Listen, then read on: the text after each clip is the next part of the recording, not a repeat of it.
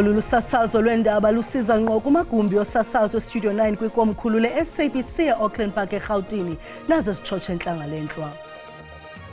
We are taking steps to restore dignity, to improve lives and to fulfill the aspirations of our people.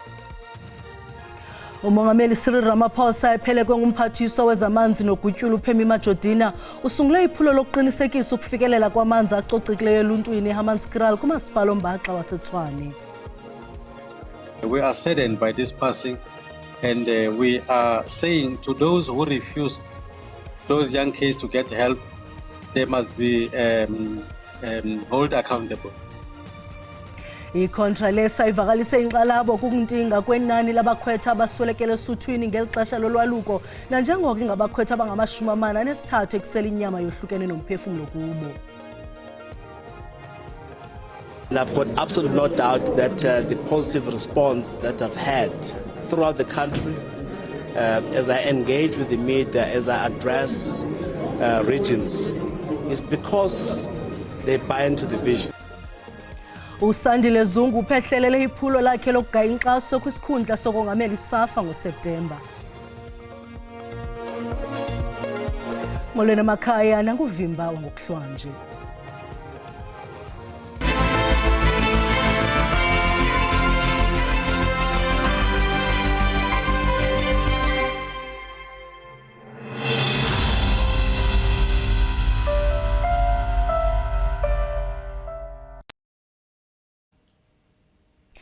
Ukuphawula olusuku lwehlabathi lokukhumbula ukuzalwa kaBawu Nelson Mandela, umongameli Cyril Ramaphosa ephelekwa ngumphathiswa wezamanzi nogutyulo unkosikazi Phemi Majodina baphehlelele inkqubo kazwelonke yokuphucula unikezelo lwamanzi eHammanskraal eTshwane.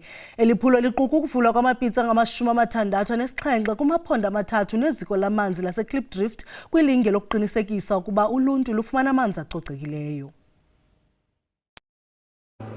Kwinxalenye yemibhiyozo yehlabathi yosuku lweMandela Day, umongameli uphehlelele amaphulo angama-67 aza kunceda ukunikezela ngamanzi acocekileyo kwiingingqi ezingafumani nkonzo. We are taking steps to restore dignity, to improve lives and to fulfill the aspirations of our people and the fundamental rights that we all have as South Africans. For far too many years, the people of Hammanskraal have endured immense hardship. We know that. Many households has lived with uncertainty, not knowing when water would flow from their taps. And today we are able to deliver water where people will find water much more accessible. Kungoku nje kuza kuthi xibilili kuluntu lwaseHammanskraal nobe lukade lixhomekeke kwizigadla zamanzi nanjengoko lide lagqitywa iziko lamanzi laseKlipdrift. Umongameli kunye nomphathiswa wezamanzi nogutyulo banikezele ngokusesikweni ngeli ziko. Water is life. Everything else can be put aside, but water is what everybody needs. Uluntu lwaseHammanskraal oko lujongene nemingeni yokungabi namanzi acocekileyo. Ngo-2023 kwasweleka abantu abangaphaya kwama-20 ngenxa yokuqhambuka kwesifo sekholera kule ngingqi.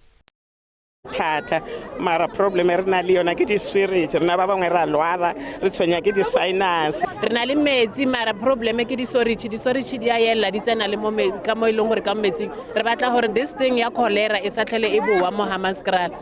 Ramaphosa utyelele naseKekana Gardens eyokunikezela ngamapitsa angama-27 ukuphawula iminyaka eyachithwa nguBawu Mandela kwintolongo yaseRobben Island. Ukanti kuphehlelelwe namanye amaphulo kwiphondo laseMpuma Koloni naKwaZulu Natal.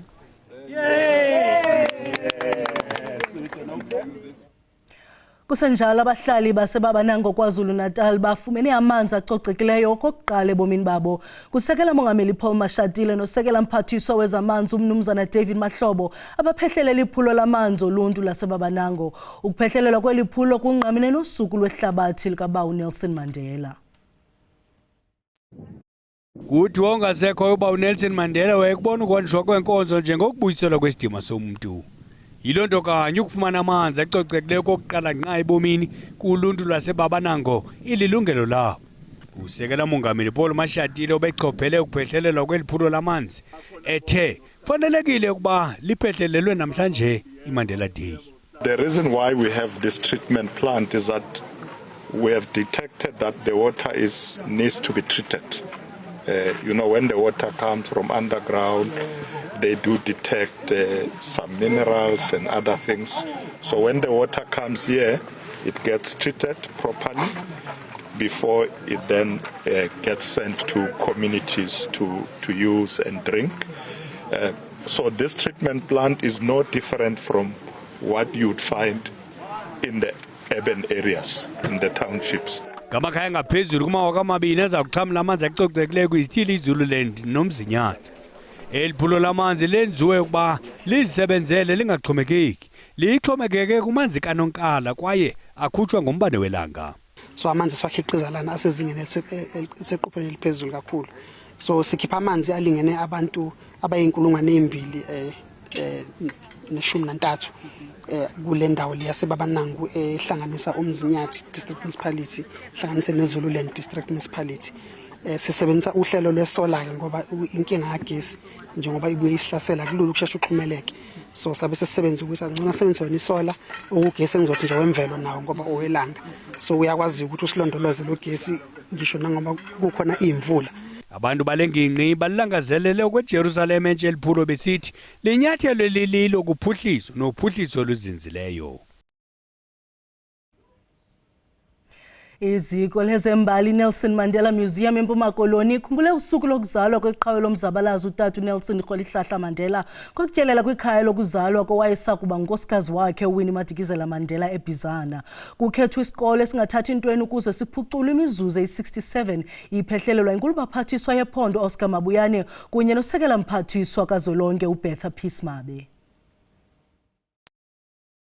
Ndibulise kubabukeli ekhaya kwisikolo ke saseMeje nalapho kubhiyozelwa ke usuku lukatata uNelson Mandela. Simbonile ke utata Premier ekhona beqalile ke ngokupeyinta isikolo baya nasegadini apho baye batyala izityalo khona batyala nayo nemithi. Kodwa ke ekuthetheni kwethu nabahlali balapha kuWard 14 kule ndawo yalapha apho kuzala khona umama uWinnie Mandela ke kwakhona izikhalazo eziphakamayo kodwa ke masike samkele uPremier ozothi asiphendulele kuzo. Premier, lusuku olukhulu kakhulu nize kwindawo enithi ibaluleke kakhulu ekusuka khona abantu ababaluleke kakhulu kodwa ke njengorhulumente siqwalasela le ndawo sikuyo ngoneliseka umhlambi ngumgama eseniwambile ukuzama into yokuba niqinisekise into balento yayilwela ngabantu bangasekhoyo niyaqhubeka nokwenza umsebenzi ingakumbi kwilali abasuka kuzo. Enkosi Nomzwa, manditsho into kokuba siyaneliseka kodwa not ncam. Wona umzamo omhle siyawuzama ugqatswa sikazi ulufeza ezindawo uyabona bazindawoni kume kanjani kodwa urhulumente uyasebenza njengoba ubona nawe uba sixakekile silungisa indlela zalapha zizawufakelwa itha ingakumbi le ndlela inkulu ingu-N2 highway. Muke wathetha nangento ye-ambulances engeyongxaki ekule ndawo kuphela kodwa kwindawo esemaphandleni njengoba uthetha nangomba wokuba nilungisa nendlela into ye-ambulance azingeni kwilali ngenxa yalomba wendlela. Yes, njengoba sisenze izindlela nje siyavuma indlela ezingena ngaphakathi ezinye zikwimeko engekhonhle laa nto yomane kuthiwa indlela yeprovince kuthiwa indlela kamasipala njalo njalo sithe ngoku namasidilisana nento ekuthiwa i-rural road. Ndiyabulela Premier. Inkulu baphathiswa yalapha ephondweni ke leyo esixelelayo into yoba benza umsebenzi kangangoko uqinisekisa into yokuba abahlali ingakumbi abakwilali ezisemaphandleni bayasifumana inkonzo. Mandibisele intambo kunye estudio. Kwiphulo lokubhiyozela usuku lukatata uNelson Mandela inkulu baphathiswa yaseMpumalanga uMandla Ndlovu wamkela olusuku ngokunikela ngendlu kusapho longasekhoyo Esther Mathenjwa nowalahlekelwa bubomi bakhe kukhukuliseka kumsinga wamanzi ngethuba ezamukuwela. Henjwa wakhukhuliseka ngamanzi ngethuba ezama ukuwela umlambo egoduka ze umzimba wakhe wafunyanwa kude kufuphi nendawo awakhukhuliseka kuyo. The house of Mr. Morgan and his family were washed away, and we took a decision and that will build this house. So I want to thank all those that they have contributed in building this beautiful house for the Morgan family today. Ijike yalithemba kwelikhaya kwaye lendlu inikiweyo yenze kanye oko. I feel so happy I received a good gift. I didn't expect to receive these days with Mandela's Day. Lo mbutho wesisa uhlaba ikhwelo kukwakhiwa kwezindlu ezakhiwayo ukuba ibe zizindlu ezikwaziyo ukumelana nayiphina imeko yoguquguquko lwemozulu. We know that if you don't have strong bridges are going to be washed away. So we must start planning now. We're planning knowing that we are approaching rainy season. Ukanti kukwanikezelwe ngezindlu ezimbini kwangulo mbutho wesisa kwisithili saseHlanzeni.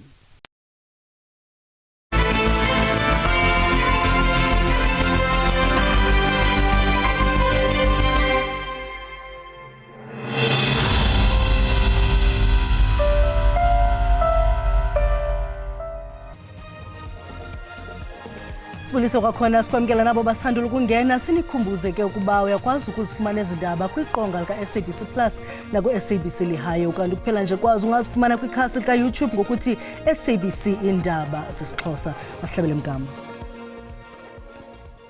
Usuku lwanamhlanje lubhiyozelwa njengelika Nelson Mandela jikelele kuqhatshelwa ubunkokheli bukaMadiba kanye negalelo lakhe kwabo bebesebenza kufutshane naye. Omnye wabo ngumpheki uAndile Somdaka othe kwiminyaka 24 wafumana ichame elikhethekileyo lokuphekela umongameli wokuqala wexesha lenkululeko kweli. Andile Somdaka awathi wawaxhamla njengempeki yeqala kwihlabathi jikelele uNelson Rolihlahla Mandela agqitha ngaphaya kwekhitshi nembiza ayinzuzo nakumanye amabakala obomi bakhe. Itshantliziyo lomzabalazo lalifudula lidinga okwakutya lakhula ngako kwiphondo lenqwela impuma koloni emva kothotho lweminyaka kwisiqithi Robben Island. Uba uMandela wathi xa ethabatha intambo zolawulo njengomongameli wesizwe soMzantsi Afrika xa sasixhamla inkululeko ngonyaka ka-1994 umdaka omnyama wetyendyana lakwaSomdaka uAndile wathabatha uxanduva lokuza noncuthu Madiba olwalumuncisa intupha kweli thandazwe. This is one of the dishes that I actually used to cook for the great Mandela. The old man used to have this porridge made out of maize meal and milk. Kwakusa kube semini maqanda kambeke lisingisela kunina ilanga uso iteka akokama for lunch.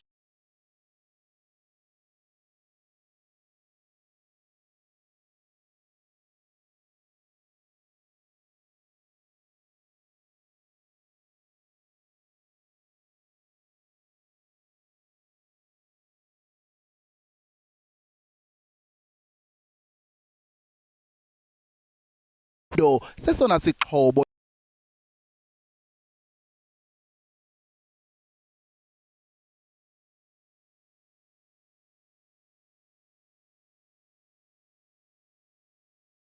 sekisa umzila uza kuxhamlwa nasesizayo isizukulwana. Umbutho wenkokheli zemveli Contralesa uvakalise inxalabo kukwenyuka kwenani labakhwetha abaswelekele esuthwini ngelixesha lolwaluko nanjengoko elinani sele lifikelele kuma-43. Iinkcukachamaneni zamazibulo zibonisa iphondo impumalanga linelona nani liphezulu labakhwetha abasutywe kukufa babalelwa kwi-18 kulandela impuma koloni bali-14 emntla-ntshona bane eLimpopo bathathu logama eGauteng naseFreystata bebabini. Start by conveying our heartfelt condolences to the parents of these young boys who died so tragically. Indeed, we are saddened by this passing, and we are saying to those who refused those young kids to get help, they must be hold accountable. Mongameli weContralesa uNkosi Lamek Mokoena uthi ezinye iziganeko zokuchaba bezinokuthinteleka. Unuka ezinye ingcibi ngokungakhathali ngelithi azifuna ukusebenzisana namagosa ezempilo atyalwe ukunika inkxaso abeliliswa kubakhwetha. As Mpumalanga, it is so unfortunate because as we said before, we are in this mess simply because of one of our own senior leader in the province who gave instruction that Ingoma owners or principals of those initiation schools must not allow doctors to come and assist for whatever reason. That's what caused those many deaths, because in 2 days we lost not less than 12 initiates. Abasemagunyeni bakwathi baninzi nabafumana unyango ezibhedlele bambi bahlangulwe kumabhoma angekho mthethweni kwavulwa inhlaningi yamatyala olwaphulo mthetho. Abanye abagqatswa kwisixeko seGauteng bachitha usuku lukaMandela noluntu. Umgqatswa wePA umnumzana Kenny Kunene bese Orange Farm edlala ibhola nabantu abadala, ukanti umnumzana Mlungisi Mabaso weIFP bese Soweto efundisa amavolontiya ngokubaluleka kokuvota kunyulo ngoNovember. Ngabantu abadala abangaphezulu kwekhulu abathe abathe inxaxheba kwimidlalo yebhola yamaqela amane eOrange Farm. Umgqatswa wePA umnumzana Kenny Kunene ebengomnye wabadlali. Umnumzana Kunene wothuse iqela ngokunxiba izihlangu zokukhaba ibhola emva kokuba eliphe isinxibo sebhola. Umnumzana Kunene uthi ukhethe uluntu lwase-Orange Farm kuba lulahleko esinomhlwa kumasipala waseGauteng. When they need services, the people of Orange Farm, sometimes they are referred to Val, to Emfuleni. Emfuleni refers them to Johannesburg. So that is why I'm saying they are very much neglected. There's an issue of parks. There are no parks here where children can be able to play. The roads have been in a bad condition. I have been coming here with Operation Restore to mitigate those main roads that were bad, especially during the rainy season. Kusenjalo umgqatswa weIFP kwesikasodolophu eGauteng umnumzana Mlungisi Mabaso uhlabe ikhwelo kumavolontiya ukuba akhumbuza abavoti abakhaleleyo ukuba ngokuvota kwabo bakubuyisela iGauteng kwimihla yayo yobuhle.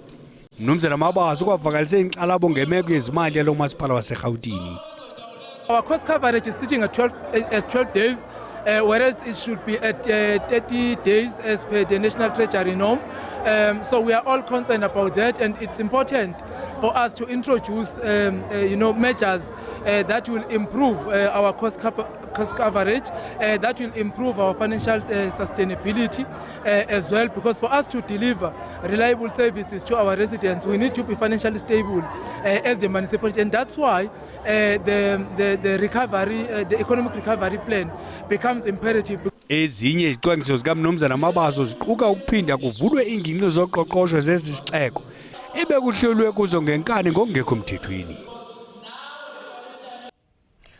Kubanjwa abarhanelwa abathathu kwiziko lokudidinjwa kwabemi bangaphandle eMusina ngethuba bezama ukubaleka amatyala abo emva kokubhaqwa kweenkcukacha zabo ngethuba kuqhutywa iphulo lobhaliso lisebe lemicimbi yasekhaya. Aba barhanelwa bajongene namatyala okubulala, ukudlwengula kunye nokuphanga. Yokuqinisekiswa nokudidinjwa kwabemi bangaphandle abangenazimpepha ibele ikhubalo kwabasemagunyeni ukuba babambe abarhanelwa abathathu ababezungulelwa ulwaphulo mthetho olumandla oluquka ukubulala, ukudlwengula nokuphanga kwiindawo ezahlukeneyo kweli. Cases that we have reported of the detection of armed robbery, the detection of a murder, the detection of I think it's armed robbery, is also murder, also raped. Those were some of the cases that were linked to some of the people that wanted to be repatriated, but police managed to handle that. Lo gama abanye abemi bangaphandle baye banyanzeleka ukuba bachithe uthotho lwentsuku kweliziko, oko belinde imigodlo yabo ukuba ithunyelwe ukusuka kwindlu yozakuzo ebekwe kuyo phambi kokusiwa kwiziko eliqhuba inkqubo yokudidinjwa. Kunjalo nje bathi ngunotshe ukuba balifulathele eli bengakufumenanga ukukwabo. Please, Embassy Europe, make quickly because there's too much people going to Malawi. Kananjalo umqhubi webhasi othutha abemi bangaphandle abadidinjwayo ukuya eMalawi uthe imeko ezimaxongo zendlela ngumngeni abajamelene nawo. I've been transporting Malawians since the repatriation process started. The journey is too long and some roads are bad. And at some part, it is not safe for us bus drivers. Ukanti ke uMatsaung uthe inani labemi baseZimbabwe abafika kweli ziko neenkcukacha zabo ezikwinkqubo yokudidinjwa linyukile kutsha nje xa kuthelekiswa nexesha lokuqala kwenyanga iphelileyo.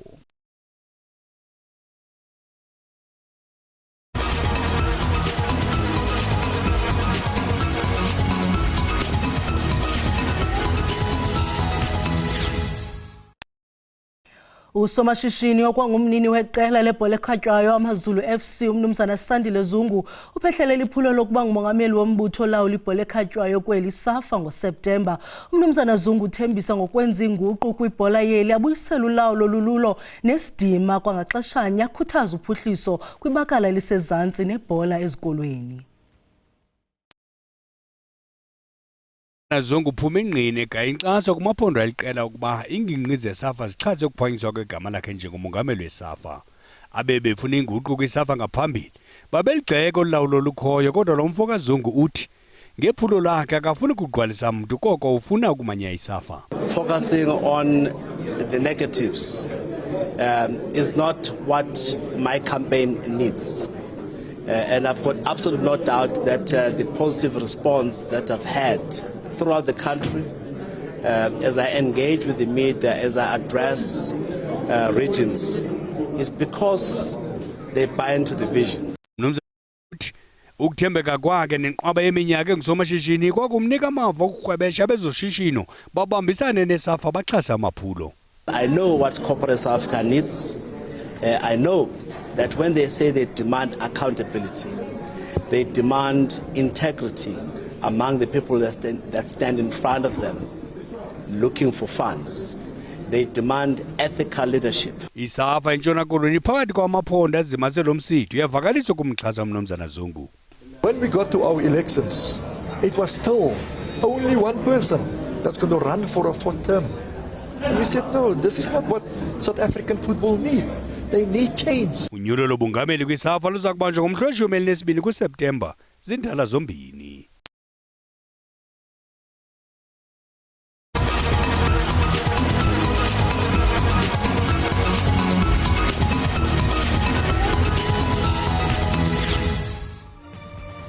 Kumbhoxo uMzantsi Afrika uzityela itheko kwiWales uphala phambili ngamanqaku angama-43 kwimbali yesikhova kungquzulwano lwe-Nations Champions eKings Park eThekwini KwaZulu Natal. Sibulele mawethu ngokusibeleka indlebe, masithibane kwakhona ngomso ngaxeshanye usuku benzuku.